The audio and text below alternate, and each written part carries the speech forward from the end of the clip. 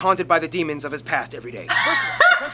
I'm pretty sure the U.S. has the most tornadoes. I was gonna say, I didn't think Europe had any tornadoes. As Americans, like that's the one thing we know about Germany. Yeah. Is World War II and how awful it was. Which is sad because there's so many great things about Germany. I know, exactly.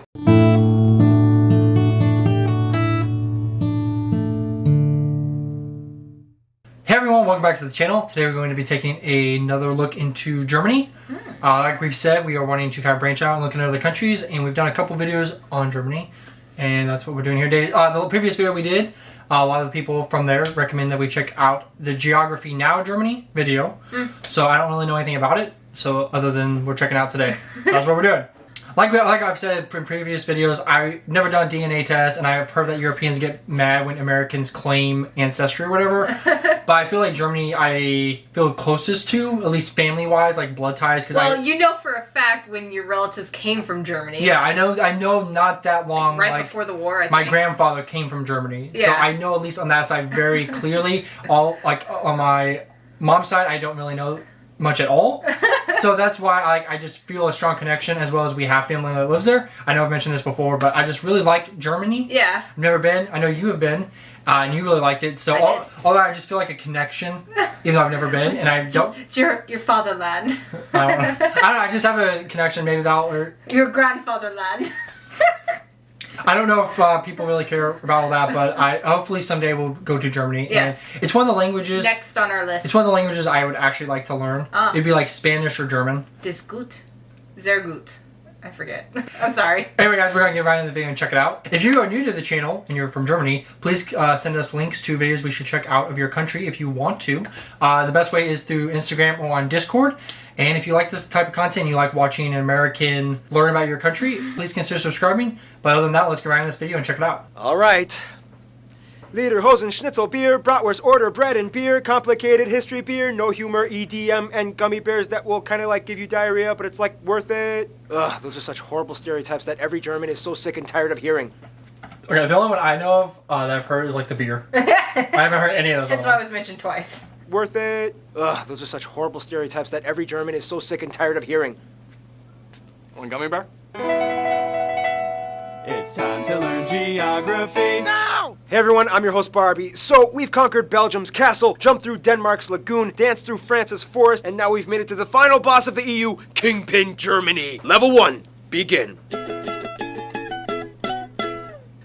You know why I'm smiling. Yep, Germany has a lot of territorial anomalies. We'll get into that in a little bit, but first, Germany is located in central Western Europe, bordered by 9 other countries. Don't forget little Luxembourg, with small coasts on the North and Baltic Seas, which they own about 50 small islands. Now, Germany, like the US, is a federal republic which has 16 smaller states, or Bundesländer, each with its own constitution, 3 of which are cities, the capital Berlin, Hamburg, and Bremen, which is actually kind of like 2 cities, including Bremerhaven on the coast, but they kind of act like one entity.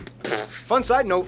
I'm curious, so between the 16 states, if they all have their own constitution, how different are the laws for each state? A little different from what I understand, because my sister's lived in 2 of the states, but she's also lived in like city versus rural, and so it's just kind of different because of I'm just curious if it's kind of like over here, like there's minor differences, and then there's some extreme differences. I imagine it'd probably be similar, but I don't know. Fun side note, Lower Saxony is actually geographically situated further north than regular Saxony. Now let's jump into the fun stuff. Now, we already discussed the Jungholz Quadrupoint and the Vennbahn railway enclaves with Belgium and Austria. However, there's a few more. The entire town of Bussingen am Hochrhein is surrounded by Switzerland, whereas part of the Konstanz is cut off by the Rhine River and surrounded by Switzerland. However, immediately across the river, a small patch of empty land on the German side actually belongs to Switzerland. Right. Finally, they split the island of Usedom with Poland in the north. Germany is interesting because every state in the country has its own distinct culture, dialect, history, food, traditions. I mean, Bavarians will be quite drastically different from Schleswig-Holsteiners. Mecklenburg-Vorpommern will be different from Saarland. This all has to do with ancient and recent history. Basically, in the quickest way I can summarize this, Germanic tribes, Roman wars, Charlemagne, 3 kingdoms, this guy marries an Italian, creating a whole new mess called the Holy Roman Empire, made up of 300 smaller separate kingdoms, states, and dukedoms, which had nothing to do with Romans. Teutonic Knights, Brandenburgs became Prussia, Habsburgs became Austrians, Lithuanians and Poles made their own thing, whereas the Hungarians joined the Austrians. Wars,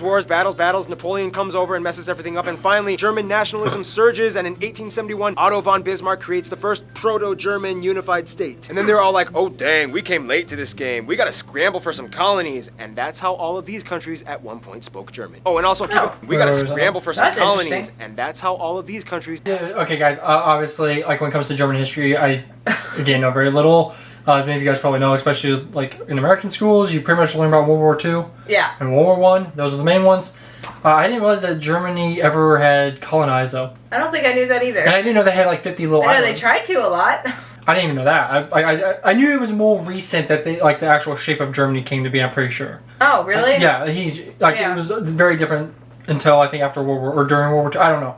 Yeah. It's interesting how they put it out in this map form, though. Seeing What's that. geography? Well, yes. That's how all of these countries at one point spoke German. Oh, and also keep in mind, like 300 years before this, a German banking company obtained colonial rights to Venezuela for like 20 years. They were looking for the lost city of El Dorado. So technically, you can kind of say Germans colonized the Americas, but it wasn't like a nationalized conquest thing. Fast forward even more, and then you get World War I, the monarchy ends, Treaty of Versailles, they lose land, Nazis come in, World War II, Germany splits in two for about 40 years, and then finally, we get the Germany we have today. East Germany, consisting of these states, is today still quite different from the rest of Germany as it was first occupied and influenced by the Soviet Union. They are generally not as well off economically as the rest of the country, as you can still see the blocky Soviet-style buildings Interesting. sprawled throughout the regions. In fact, the city of Berlin was split in half, and the west side was actually an I knew enclave that. of West Germany, only accessible by train and That's where the highway. Berlin You can Wall even is. see from a satellite image the divide. East Berlin still uses the yellowish tinted sulfur vapor light bulbs, Whoa. whereas the west still uses fluorescent and mercury arc white tinted light That's bulbs. interesting, And the the funny thing change. is, although Berlin is the largest city in Germany, the busiest airports are actually Frankfurt, Munich, Dusseldorf, with Berlin Tegel ranking at number 4. Otherwise, some top notable landmarks and spots would be the Brandenburg Gate, the Valhalla, Cologne Cathedral, the Ulminster Church, the tallest in the world, the Berlin Victory Column, and hundreds of castles all over. The most notable one probably being Neuschwanstein, the concept behind Disney's Cinderella Yeah. Castle. Germany also has over 400 zoos, more than any other country in the world. That's And of course, interesting. everybody knows about the Autobahn, the highway system in which if you see this sign, it means there's no speed limit, and it's like that for a huge portion of the roadway. Yeah. Yeah, because that's like the one thing that I actually know about like German roads over there is they have an autobahn, and I think they have big roads like America. Oh, Is that true? Yeah, the lanes aren't super skinny, although there are certain places. From what I understood, It's still an in old Seoul, country, but I think because they've had to The rebuild. roads were very similar to ours. Yeah. And no wonder, considering how vast and wide those Germany is so cultivated beautiful, countrysides though. can get. Time for level 2. Okay, think of it this way. In Germany, the more down you go, the more up you move. Basically, Germany lies on the Atlantic shelf in the north that starts with the mudflats in the North Sea. Seriously, this island right here is accessible only for a few hours by foot until the tide comes and floods everything. Then Oh, that's everything just cool. kind of creeps up into the Alps in the south by Yeah. Bavaria and Baden-Württemberg, with the highest mountain, Zugspitze, located right along the border with Austria. Kind of like That's pretty France, cool. Germany is filled with a vast irrigating network of rivers like the Spree, Elbe, Weser, Rhine, and of course the mighty Danube that starts here. About a third of the land is arable and another third is woodland, and after a millennia of civilization, Germans have cultivated the crap out of their country. Most agriculture, of course, happens in the North Flat Plains saw a and the lot of central that. regions of the country, which is, by the way, kind of like Europe's Tornado Alley. Due to its position Oh. sandwiched between the Arctic blasts of Scandinavia and the moist, warm jet streams of the Mediterranean below, Germany can be an atmospheric war zone in the summer. There are more tornadoes on average in Germany than any other country in Europe. Oh, I was gonna say, he said Europe. I was like, I'm pretty sure the U.S. has the most tornadoes. I was gonna say, I didn't think Europe had any tornadoes. I knew they had. I thought that I was pretty sure they had some, but I didn't realize it was even enough to Calculate. like consider really. Yeah, that it actually is a thing. The European people I've talked to, if like no one's ever mentioned tornadoes, they're always like shocked. Like over here we get so many tornadoes so Yeah. often that people will be like, "Oh my God, I heard there was a tornado there," and I was like, "Well, yeah, It was there were 2 like states there away. were like 200 of them like in the last month." But Yeah. Speaking of flat farmland, Germany is the world's largest rye and hop producer. Germans abso-freaking-lutely love their bread. There Yeah. are over 300 different kinds of bread in the country, more types than any other country in the world, and almost every meal incorporates some kind of slice or small bun or Brötchen of bread. Hast du gluten-free? Nein! Germans are heavy the quality on this was really good that they did. This is really well meat made. eaters, specifically in pork. They basically know every possible way to cook a pig. Over 50 different types of sausage exist alongside schnitzels, rouladen, sauerbraten, Schweinsachse, and at a big party you might find Spanferkel. Beer reigns supreme all over as the third I must say his German sounds pretty spot on. I would say, yeah, I knew they were famous for their beer. And I knew they were famous for their sausage. Yeah. Like the German sausage is pretty well known. Thought I of didn't it. realize it was so just famous for pork in general, though. Oh, yeah. Beer reigns supreme all over as the third largest consumers of beer after the Czech Republic. Even their president has no problem with public intoxication. And Austria. Germany is world renowned for their beer, which, by the way, follows the Reinheitsgebot rule in which they are only allowed to use water, hops, malt, and sometimes yeast. Nonetheless, about 1,300 breweries exist, pumping out over 5,000 brands. The Damn. oldest continuously existing brewery in the world, started by Benedictine monks in 1040 AD, can be found here. Germany takes the environment very seriously, yeah. and for the past 2 decades has been going on a major green revolution. As of today, they have I the saw largest that. installed solar power capacity, and green infrastructure practices like home installed turbines and solar panels have seen a huge surge in the past 10 years. Forests dominate the southern regions where the landscape gets hillier and mountainous, the most famous one being the Black Forest or So the pretty. Schwarzwald in Baden-Württemberg. Deer, bears, boar, foxes, badgers, and the national animal, the eagle, can be found thriving in these parts. Oh, that's Nonetheless, cool. We both share the same national animal. I mean, ours is a bald eagle, but they have an eagle in general. That's cool. I didn't know that. Yeah, I knew that they were huge on the environment over there, though. Like that's something I've always heard about, like Europe in general. But it seems like Germany is a huge Very focus conscious on like. of it. I know that they're like also really big on recycling, and Yeah. I'm pretty sure they have waste energy plants. I'd be surprised if they didn't Like have some top. sort. Well, also there's a stereotype for Germans, which is good, I think. Like German engineering is Yes. like top notch, like some of the best in the world. And they have like some of the most advanced technology. Nonetheless, economically, Germany is known mostly for their exceptional engineering and industry production. Companies we've all heard of like Volkswagen, BMW, Mercedes-Benz, Porsche, Audi, Telecom, Nivea, DHL, Bosch, Adidas, Puma, Adidas, Puma! Yeah, it's kind of like the whole Biscoito Bolacha thing from Brazil. Remember? Well, we have mudflats, tornadoes, pork, beer, mountains. All that's missing is people. Level 3.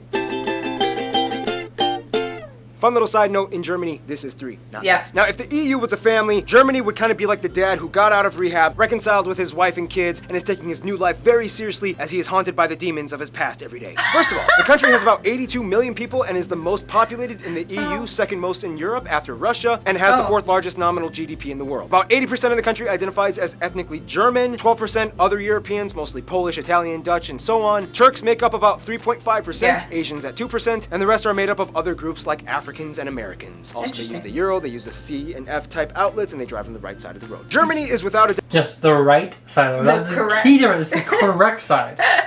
Germany is without a doubt a global powerhouse. It is the strongest economy in the EU and makes up about 16% of the Union's population. It's the 3rd largest exporter and importer of goods in the world. After the United States, Germany is also the 2nd most popular global migration destination. Germany experiences a high standard of living, tuition-free universities, if you get accepted that is, a mostly government-subsidized universal healthcare system, about a quarter is still privatized, and state pension for retirement at age 65. Now when it comes to language, things get a little tricky. Each state kind of has their own type of German. However, to get by, most Germans learn how to speak Hochdeutsch, or High German, which is the Oh, standard yeah. dialect. I've The heard European that. Charter, however, protects the minority languages of Frisian, Danish, Romani, Sorbian, which is like a Slavic-based language used along the Czech-Polish border, and Plattdeutsch, or Low German, which has similarities to Dutch and is typically used by the Amish and Mennonite communities across the I world. was just gonna say, like, the Mennonites that I used to live like in an area of like ton of Mennonites and Amish, and they said that they wouldn't be able to really, because one time we asked them like, if you can speak German, like, can you speak with a German person? And they said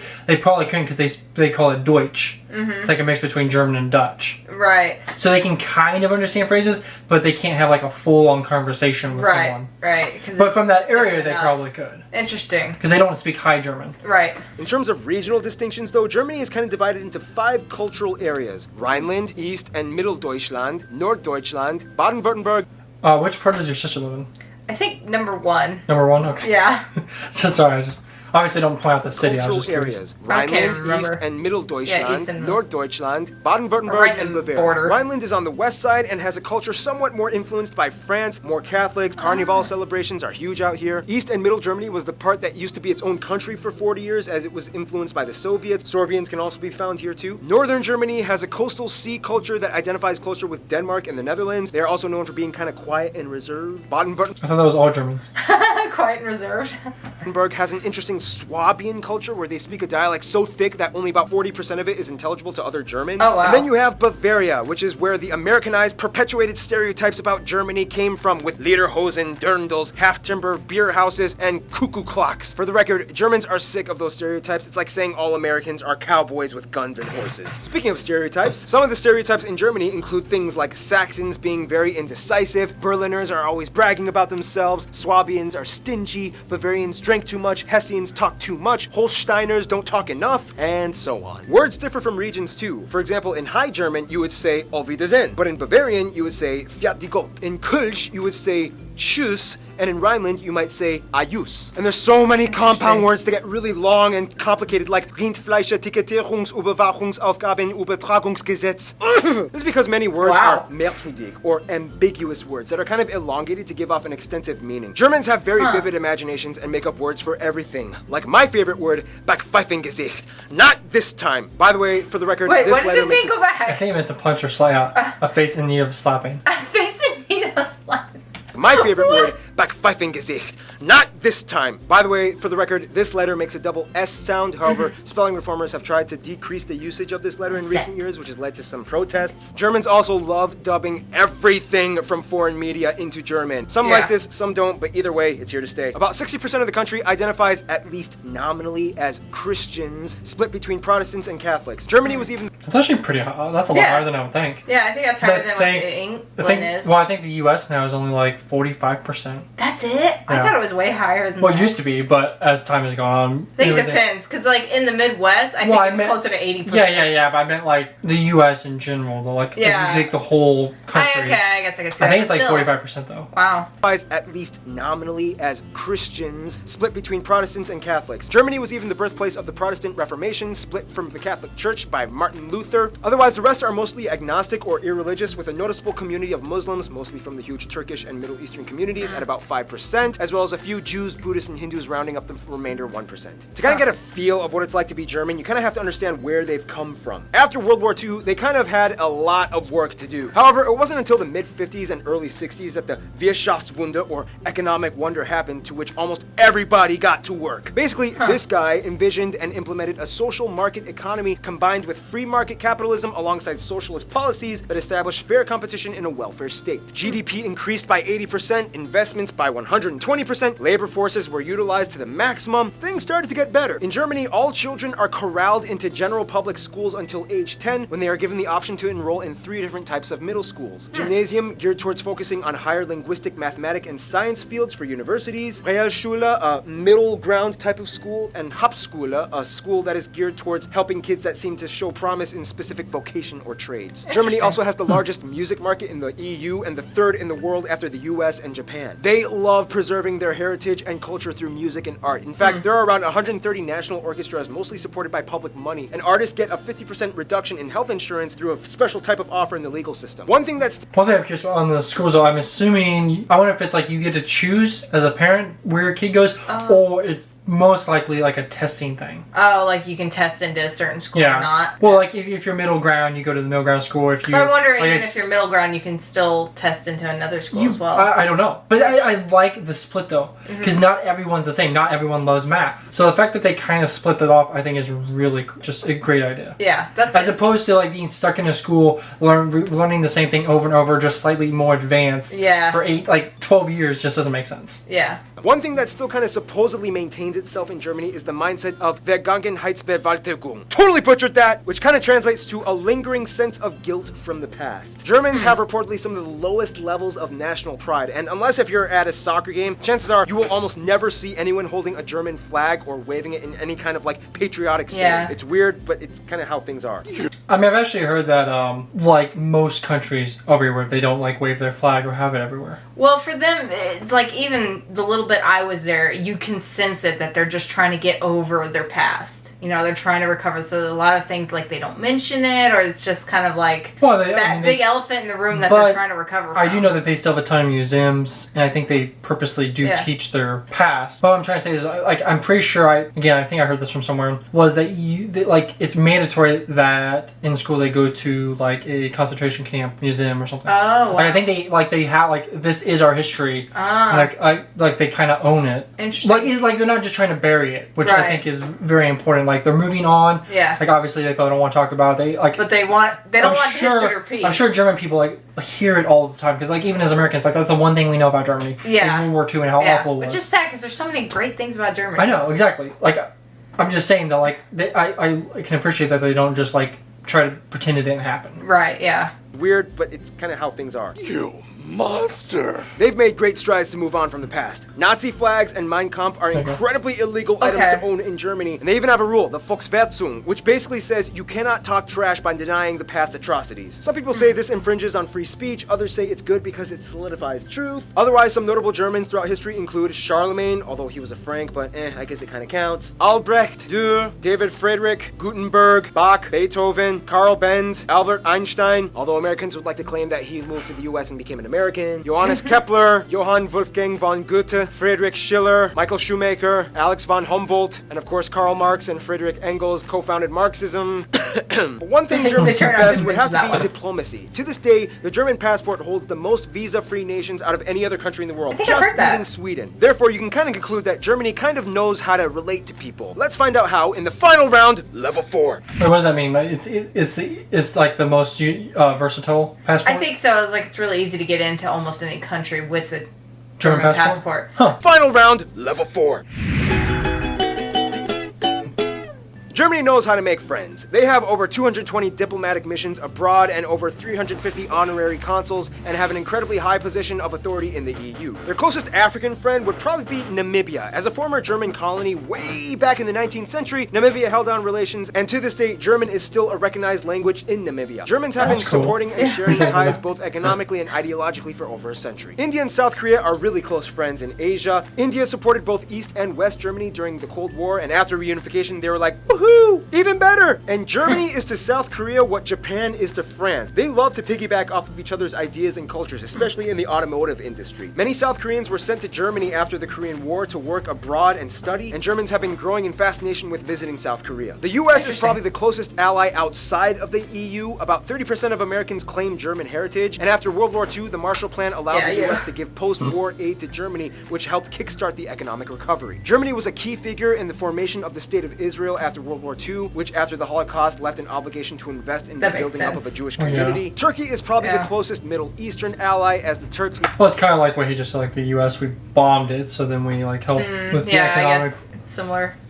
invest in the building up of a Jewish community. Turkey is probably the closest Middle Eastern ally, as the Turks make up the largest Asian demographic in Germany, although many of them may or may not also identify as Kurds. But since Kurds don't have a state of their own, they usually go under Turkish passports when immigrating and are documented as such. Their best friends, however, would probably be literally all their neighbors. The thing is, Germany is kind of like Bosnia and Herzegovina, in which, by default, they kind of get friends based off of the regional alliances. Bavarians get along with Austrians, Baden-Württembergs get along with Switzerland, East Germany has good relations with the Slavic countries, the Rhine states love Belgium, Luxembourg, and France, and the North side loves the Netherlands and Denmark. France, though, is kind of like the trophy wife of Germany, as the two have had an angry start, but then eventually fell in love and worked together beautifully. France is like the beautiful, flashy spokesperson for the EU that stands in the spotlight as Germany stands in the background, managing all the money and logistical work. In conclusion, although Germanic peoples have existed for thousands of years, an actual unified German state didn't appear until kind of recently, and the brief time that they've been around, they've kind of gone through some of the most intense, world-revolutionizing historical events possibly imagined. Yet, they've come out working hard and building their way up to become a world superpower. You gotta give it to them. There's something about the Germans. And with that, final boss level complete. Stay tuned, another African state Germany has ties to, Ghana, is coming up next.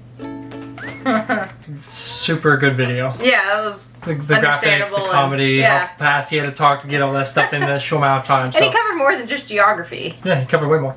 Yeah, I don't know. The more I learn about Germany, I absolutely like. I have heard a lot of people mention that. Yeah, like Germany is like the powerhouse of the EU. Mm-hmm. They seem very put together for sure. Even as the people, like the people I met and stuff, they're just confident and, I don't know, like accomplished in some ways. I really like the idea that they split the schooling. Yeah, that was really I interesting. would like to know more about that. Like, do you get to choose? Is it based off a test? Yeah. Or whatever, but I think like your strong suits and kind of honing that in at a young age is way better than, like I said earlier, Just forcing you to go to the same doing school the same all thing. the of, way like, up to college. You have to do this, and Yeah. this, regardless if you like it or excel at it or Because not. those teenage years are like so formative. If you can pinpoint what you enjoy in life and what you want to do, that is the time to do it. And I didn't realize that they made their music and their arts that important. Like they Yeah. got special benefits for being an artist or musician. Yeah. Which I guess is still an artist.